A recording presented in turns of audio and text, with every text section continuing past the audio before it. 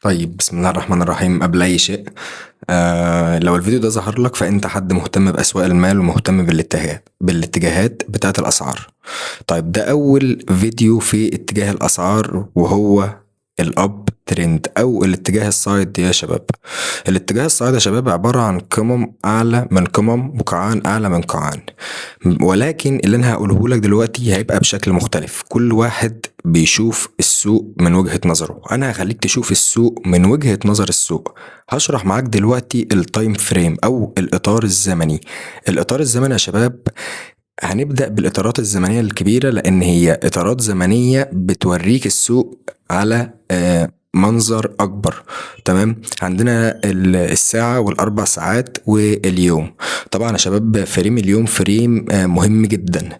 هبدأ بقى إن أنا اخد فريم اليوم، اوريك المنظر على فريم اليوم بيكون عامل ازاي، والفرق ما بينه وما بين الفريمات التانية.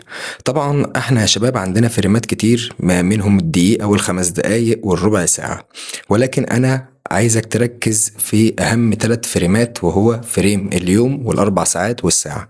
فريم اليوم يا شباب بتبقى حركة كبيرة ولكن مش واضحة خالص، ولكن لازم تلاقي اما قمة اعلى من قمة او قاع اعلى من قاع.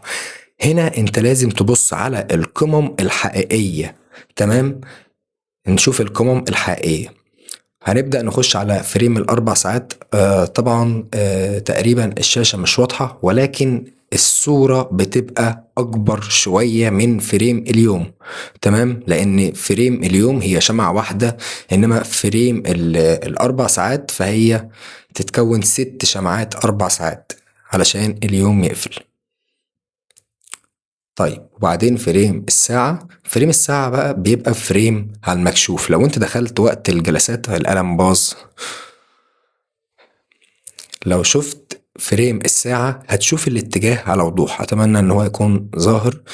الفريم بيكون عبارة عن قمة أعلى من قاع، ولكن بيحصل موجات تصحيحية في المنتصف. الموجات التصحيحية دي لازم تكون عارف إن دي موجة تصحيحية مش موجة هبوطية. ليه؟ لأن هي ما كسرتش القاع اللي قبل كده.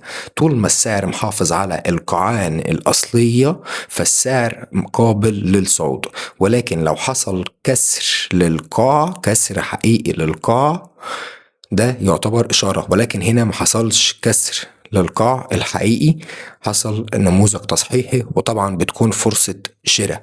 شوف ازاي اخدتك من فريم يوم لفريم ساعة، اتضح ان هي كان في فرصة. تمام يا شباب، ده كان درس بسيط عن الاب ترند. اتمنى تكونوا استفدتم. طبعا يا شباب اعملوا لايكات، وان شاء الله اللي جاي هيفيدكم جدا. لايك وكومنت. يلا سلام يا ابطال.